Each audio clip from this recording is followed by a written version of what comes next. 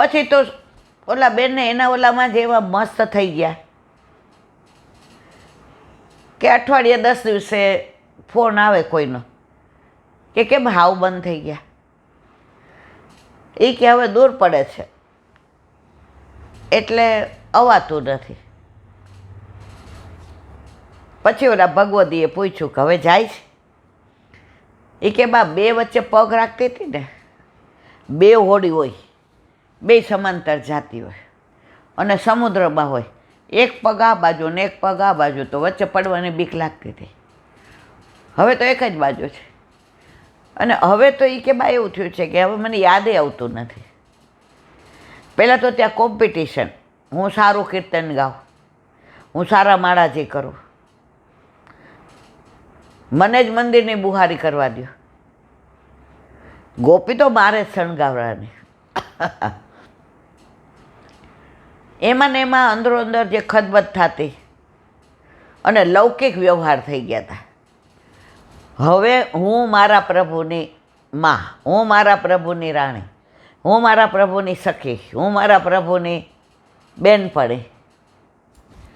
હવે મને ક્યાંય જવાનું મન નથી થતું, પણ છતાંય મહિને એકાદી વાર આંટો એટલે મારું કે કોઈ એવા ભગવદીએ તમારા જેવા મળી જાય તો કાંઈક લઈને આવું. એટલે ઓલા બેન એમ કીધું હું ભગવદીએ નથી, અને ભગવદીએ હોય ને એ આવે નહીં. તો જુઓ, ઘણીવાર આપણે ના કહેવું જોઈએ, પણ મંદિરના ઠાકોરજી મોટા, શ્રીજી બાવા મોટા, અને આપણા ઠાકોરજી ના, મારા વાલા ના. જે શ્રીજી બાવા નાથ દ્વારામાં બિરાજે છે ને એ જ આપણા ઘરે છે. આપણા ગુરુએ આપણને ઠાકોરજી પધરાવી દીધા, તો એમના માથે જે સ્વરૂપ બિરાજે છે એ જ આપણા માથે છે. એક બેન એમના ગુરુના ઘરે રોજ જાય સવારે ખાલી આરતી કરવા, અને આરતી જ્યારે ઠાકોરજી એમને રાહ જોતા હોય, પછી ઠાકોરજી પુષ્ટ કર્યા તો એ આરતી કરવા આવે ને તો આરતી ઉતારતા હોય જે તો એને એના ઠાકોરજીના દર્શન થાય કે કાલે મારા ઠાકોરજીને પોઢાયરા, તમે શું ધારણ કરાવ્યું હતું ને શું નહીં. અને એ આરતી જે ઉતારે તો એ સ્વરૂપ જે છે એમના ગુરુદેવનું, એમાં એ દર્શન થાય એટલે એ ગાય મંગલ આરતી ગોપાલ કી, નિત પ્રતિ મંગલ હોત નિરખી, મુખ ચિતવની નયન વિશાલ કી, મંગલ રૂપ શ્યામ સુંદર કો, મંગલ ભ્રુકુટી સુભાલ કી, ચત્રભુજ પ્રભુ સદા મંગલ નિધિ, બાનિક ગિરધર લાલ કે. તો એના ઠાકોરજી જાગીને આવી જાય કે ગુરુ ઘરે, અને પછી બેન કે હું લઈને આવું, હાલો હવે બાર વાલા. હવે કેલા બેન એવું થયું કે દૂર રહેવા ગયા, દીકરાને પ્રભુએ બહુ કૃપા કરી એટલે એને દૂર બંગલો લીધો. હવે આવું કે તો કલાક થઈ જાય, ભલે ડ્રાઈવર છે ગાડી, દીકરાએ મને કીધું હતું તું તાર રોજ જાજે, ગાડી ને ડ્રાઈવર ને બધુંય છે. પણ હવે ઉંમર, તબિયત, તો સવારે હવે હું મારા ઠાકોરજીની આરતી આમ કરું ને તો મારા ગુરુદેવ ઉતરતા હોય એ જ દર્શન થાય. વર્ષોથી મેં ગુરુ ઘરે આરતી કરી તો મને મારા ગુરુદેવ ઠાકોરજીની આરતી ઉતારતા હોય એ જ દર્શન થાય. તો જુઓ મારા વાલા, ગુરુદેવના ઘરે બિરાજતા ઠાકોરજી કે શ્રીજી બાવા અને આપણા ઠાકોર, એમાં કોઈ ભેદ નથી. તો આપણી પૂરેપૂરી આસક્તિ આપણા ઘરે આપણા માથે બિરાજતા આપણા ગુરુદેવે પધરાવે એટલે, પણ આપણા ગુરુદેવ જો ગામમાં બિરાજતા હોય તો અવશ્ય ત્યાં જવું. કારણ કે જો એ ગુરુદેવ આપણને ના પધરાવી દીધા હોત તો આપણા ઘરે ઠાકોરજી ક્યાંથી હોત. એટલે ગુરુદેવના ઠાકોરજી. પણ અત્યારે જે આ બધા બિલાડીના ટોપની જેમ મંદિરો થયા છે. એમાં મારે કાંઈ પડવું નથી, મારે કાંઈ એ વિષયમાં બોલવું નથી, પણ આસક્તિ આપણા ઘરે આપણા માથે બિરાજતા ઠાકોરજીમાં હોવી જોઈએ, અને ગુરુદેવના ઠાકોરજીમાં, કારણ કે એ ગુરુદેવના ઠાકોરજીમાંથી જ આપણા ઠાકોરજી પધાર્યા છે. બાકી અત્યારે તો ચારે બાજુ એ બધો ચર્ચાનો વિષય નથી, અને એમાં મારે કાંઈ કહેવું નથી. તો એકવાર આપણા ઘરે ઠાકોરજી આવી જાય ને મારા વાલા, જો રથયાત્રા હોય કે હિંડોળા હોય, નંદ ઉત્સવ હોય કે દાનના દિવસો હોય. હવે મારી સાથેના મારી ઉંમરના જ એક બેન છે,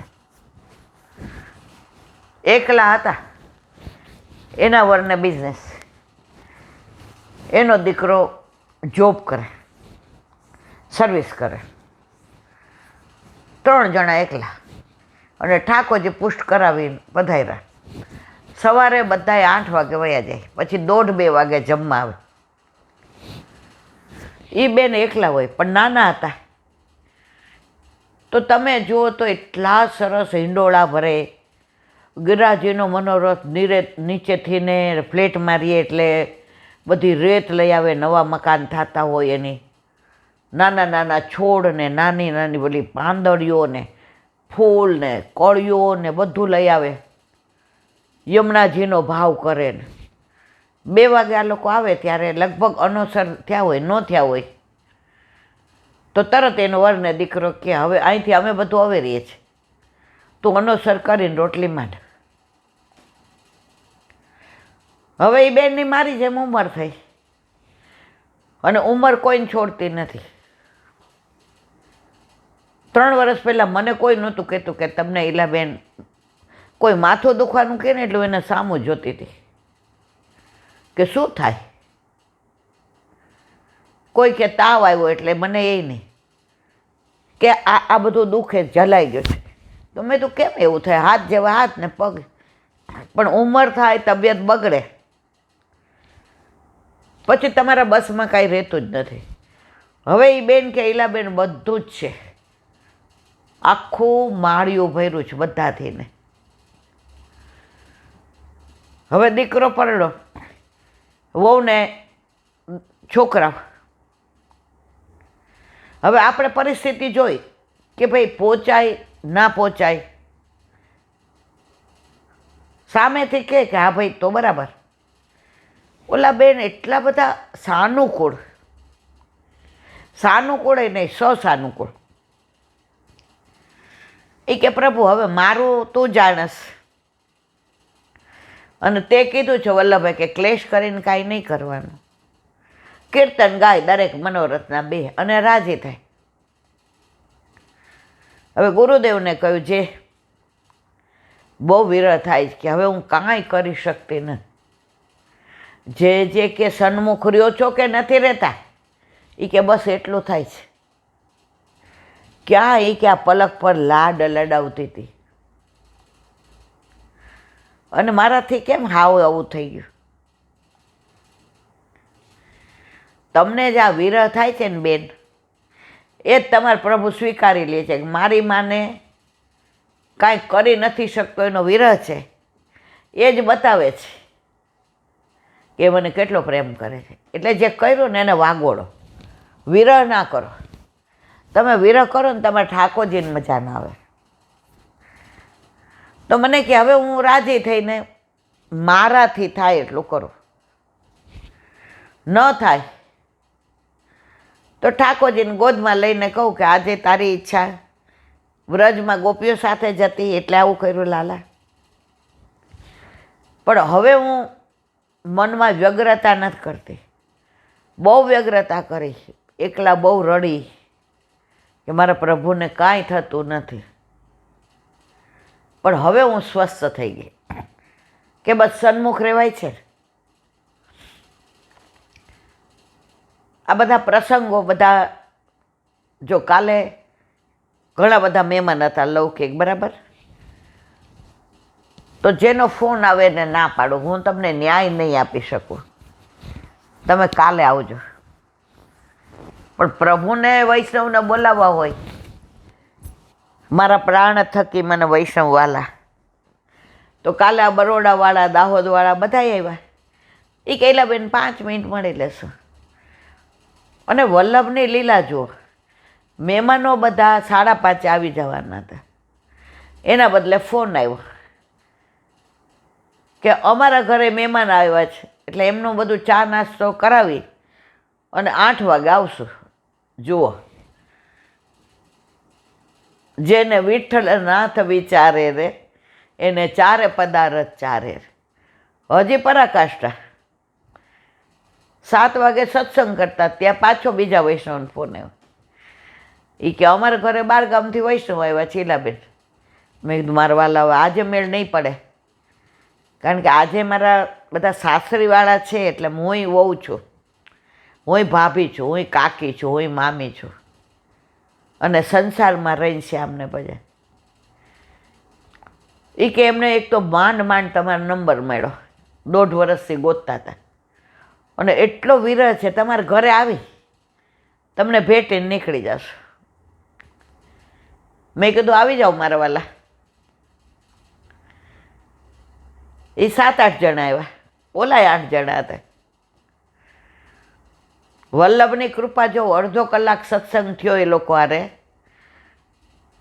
ત્યાં બધા લૌકિક મહેમાનો આવ્યા, મળ્યા એકબીજાને, જય શ્રી કૃષ્ણ કર્યા. પણ જ્યારે તમે અલૌકિક કાંઈક વિચારો ને, તો એ બધી જ વ્યવસ્થા વલ્લભ કરે છે. એમાં કોઈ શંકાને સ્થાન નથી. હવે સવારે અસારવા જવાનું હોય રવિવારે, હવે એમાંથી ને થોડાક મહેમાન રોકાવાના હતા, બરાબર. એટલે મનમાં વિચાર કર્યો કે હવે સવારે શું કરશું.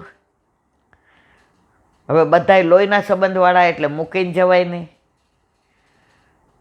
અને પરણા છે બીજા ધર્મમાં, એટલે હવે એ આગ્રહ ન કરાય. વ્યથા થતી હતી કે ક્યાંક અસારવા છૂટી જશે તો. મન કલાક તો બહુ વ્યગ્ર રહ્યું કે અરે યાર નહીં, અસારવા તો જવું જ છે. પછી છોકરાઓ કે અમે જઈ આવશું મમ્મીને, તારા વતી દંડવત કરશું, તારથી તો ના હોય. વ્યથા. ત્યાં રાતના જતી વખતે એ લોકોએ જ કહ્યું કે અમારા ઘરે અમારા સાસરીવાળા આવવાના છે. મેં કીધું ભલું થયું, ભાંગી જંજાળ, નિરાંતે બસું શ્રી ગોપાળ. આ બધું આપણા બસની વાત છે મારા વાલા. પણ તમે વિરહ કરો તો પ્રભુ તમારો વિરહ જુએ છે અને તમારી વ્યવસ્થા કરે છે, એમાં કોઈ શંકાને સ્થાન નથી. બોલો વલ્લભા. હવે જગન્નાથ ભગવાનની રથયાત્રા હોય